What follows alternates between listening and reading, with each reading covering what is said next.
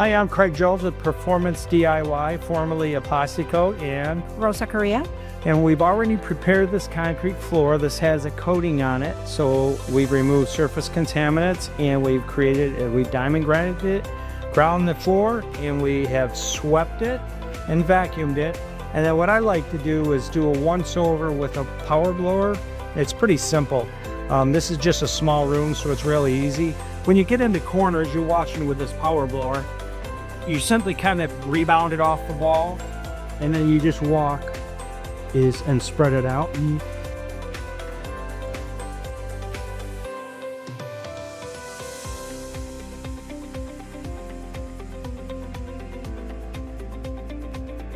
Inside is your mixing stick, 2 part B activators, or 1 part A of resin, in your mixing bucket. And so we have a small area here we're doing, so we're only going to do a application of a half a kit, and so you get to watch that. And so here is our tool kit. This happens to be a number 2 tool kit, and so inside this kit we have 2 roller covers. We have the clean and prep solution, but we chose to go diamond grind instead of using the clean and prep solution. So the clean and prep solution is very easy to use, and we'll show you that in another video. They also have the non-skid, and we'll show you how to apply the non-skid. We've got our squeegee here, which is reusable and is really a good thing to have. You clean it up and you can keep it and use it for things. With 2 mixing sticks in this kit, and their mixing wand. We have 2 brushes. Add your 2 pair of gloves, and your handy dandy spike shoes, and everything necessary to build the spike shoes. Let me show you how the spike shoes are built. Pretty simple. You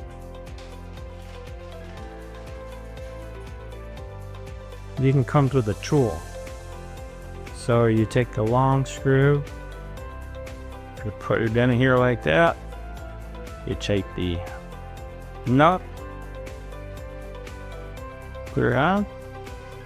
You do it on all of the areas and tighten it up like this. After that, there's straps on. There's 2 straps. They go through. I like feeding them through the bottom here and through the bottom there. And the result is, thank you, Rosa, is too easy. Spike shoes. You can reuse these spike shoes too as well. So we're pretty much ready, and you're going to see how simple it is for us to install this. And there are, as I had mentioned before on prior videos, there are 3 things that you will need to apply a coating that did not come with it, and that is the roller frame, the roller pole, and the drill to mix. And we'll show you that here in a second. Okay, we're pretty much setting up our mixing area now. So if you're doing a garage, my recommendation is put some plastic poly down. You can get that anywhere pretty much, but even garbage bags will work. And then you have your own mixing setup. But before you start mixing, you want to take the objects here and you want to prepare with them. So you're going to take your mixing wand that comes in that kit, pull off the end, you move that.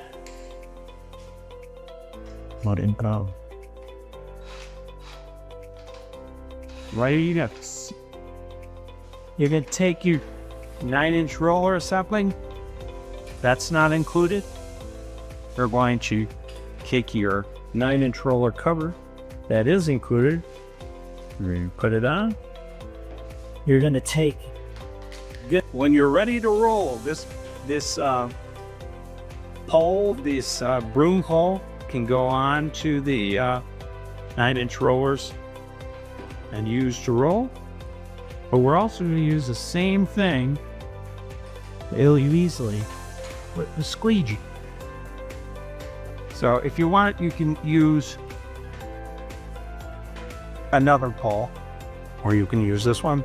And then what I typically do is I gut tape it.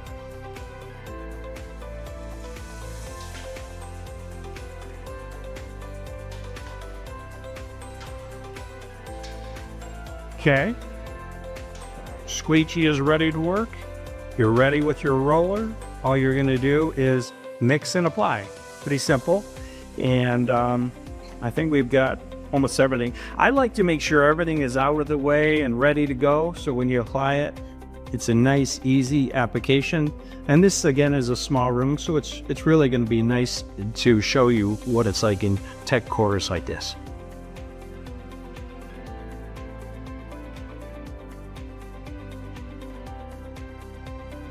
Now we're ready for the application of the good kit. And you'll be surprised how fast this actually goes, because if you do things in an orderly process, and it's so much easier with these kits, the way they're set up. It's meant to be as easy as possible, and that's really the dream.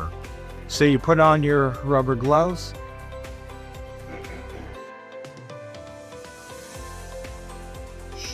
And then the hemp kit that we have 2 quarts of part B. So we're gonna open up 1 quart, pour it in first. We always recommend part B goes in first, part A goes in second.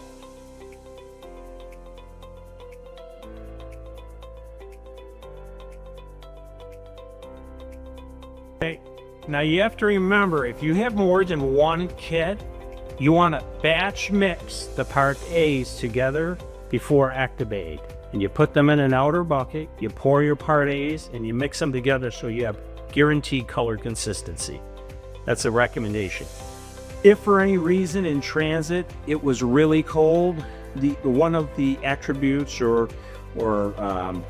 characteristics of high performance resins is they could seed, which means there's little clumps and bumps. When we manufacture this, it goes through a thorough triple filtration system, so it's very, very fine filtered, so you don't have any clumps. The only way you could have clumps is if there's seeding.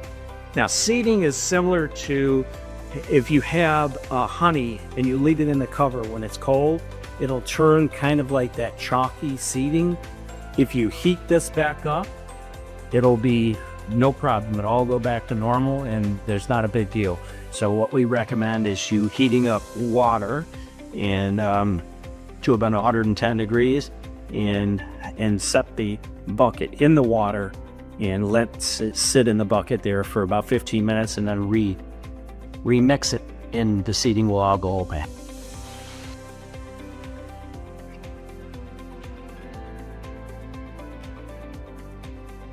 The second most important thing when you're making your product or installing your product, prep is the most important. The second most important is you must mix this product 3 minutes.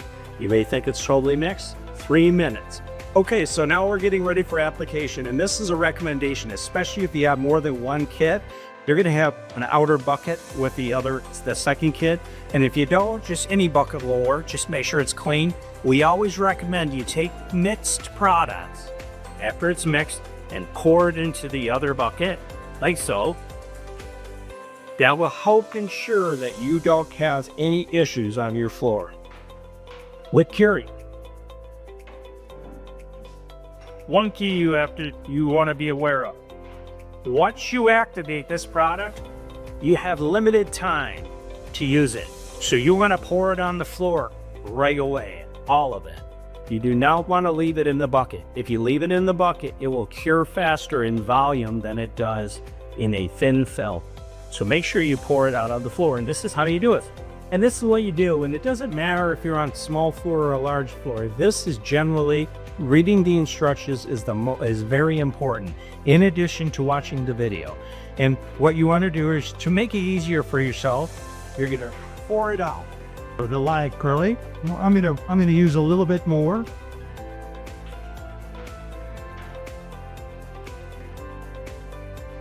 Okay, so once you pour the mixed product on the floor, you want to take your chip brush and dip it in here like this. Our product has really good hiding it really cuts in nice.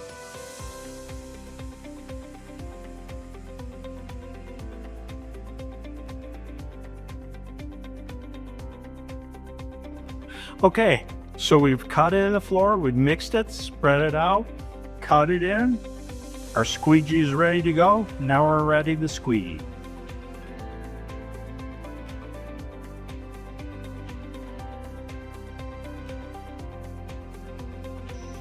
Okay, now we've squeegee, we cut in, and so my recommendation here is to clean your squeegee. And again, you can use thinner. Thinner works really good, but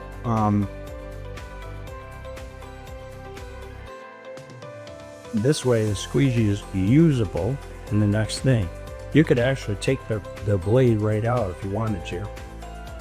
Okay, so next, now that we've cleaned the squeegee, we are putting on the 9-inch roller solid. The way I'd like to do is get the roll pre-wet in the thickest area, in a puddle area. I like to go with the roller trim on the side. So we'll hit the entry contouring. Now we also hit the wall. You see how nice it flows? This material is really, really awesome.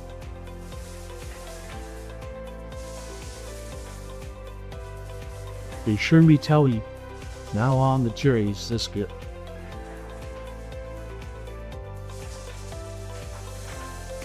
So when you're done, before you flake the floor, you simply want to make sure that it looks nice and even, and that it is there's no bubbles or separation of the pigment. If there's separation, you want to wait. And that's my recommendation, to wait about 20 minutes to a half hour roughly at 70 degrees Fahrenheit. A little bit shorter at hotter temperatures, longer at cooler temperatures. Make sure it's starting to tack up, and you can re-bat roll it again so it looks nice and smooth and there's no separation because of the contaminant that could be on floor. If there's any bubbles, there's two options. You can walk through with your spiked shoes with a power blower, same blower I was using to blow off the floor. You can blow the bubbles and it'll pop them. Or you can also use a torch, which works really good. Torches are awesome. You just wave it over the floor and it'll pop the bubbles. And sometimes with high humidity conditions or high temperatures, you can get bubbles. And that's why we always recommend that when you apply a floor coating, that it's cooling off rather than getting warmer, and you do not want direct sunlight. That way you'll have a nice easy finish and you won't have to worry about bubbling issues as much as you could or would have. So now we're going to get into the flaky, which is kind of fun. And there's so many great things about flake chips. They create a non-skid texture, and they also create a mosaic look and hide any imperfections in your floor. So watch what we do.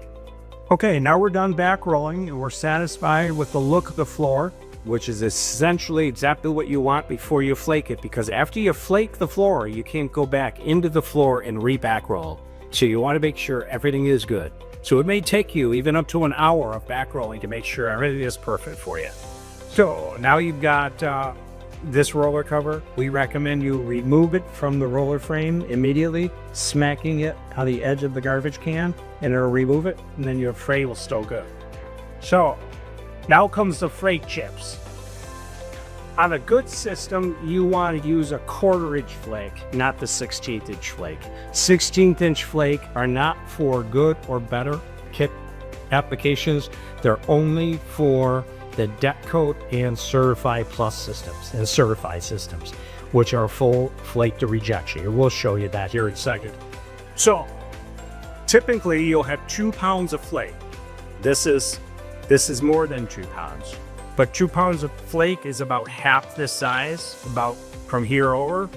And so we're going to be representing more than one kit in this video. So you're going to have a small amount of what you want to do is partition it out so that you use it all and you walk around. And the best way to flake a good kit is to take your little baggie, you know, open it up, you're undoing here. And I like to take off my gloves when I do the application of the flake chicks.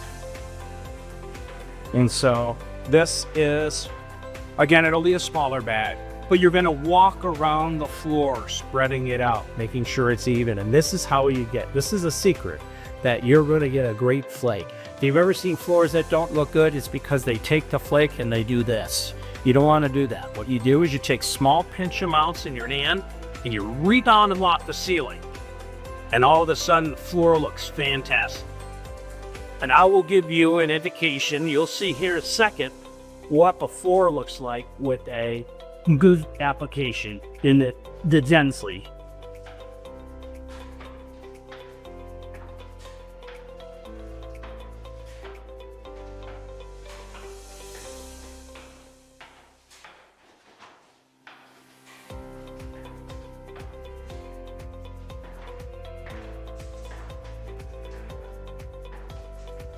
Ironically enough, the exact same thing I'm doing with the flake chips is what you use with aluminum oxide when you put the aluminum oxide on the floor.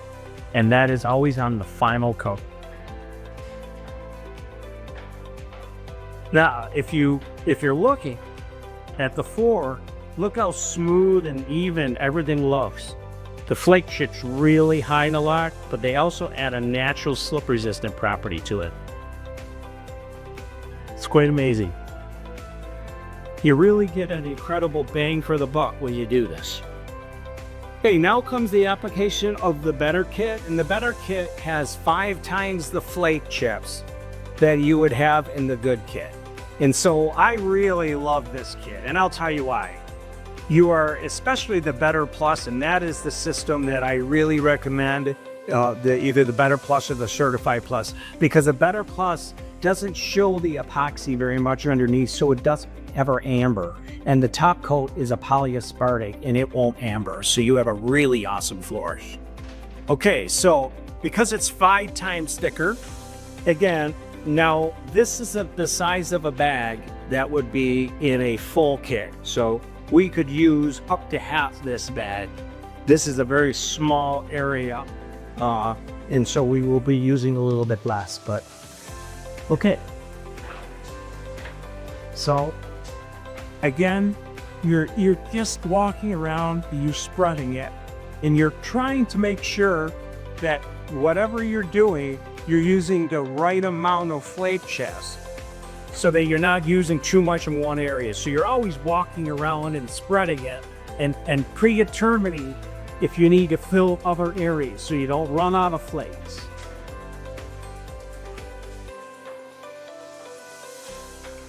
If you've got a little area underneath that you've got to get, you take very small pinch amounts and do that. That's all you want to do. Because if you take any more than pinch amounts, you'll clump it.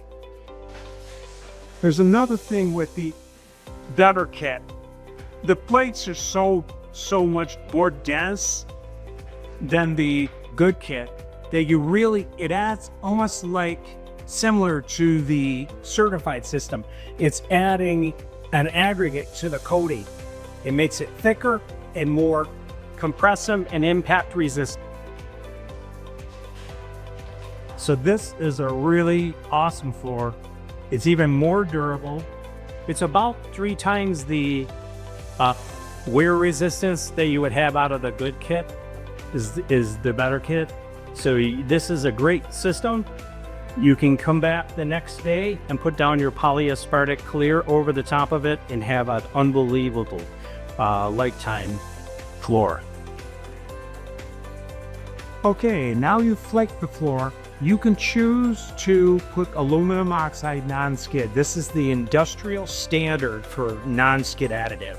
If you think you're going to get water or oil on the floor on a regular basis, then it's recommended to put aluminum oxide, especially in front of doorways where water would come in.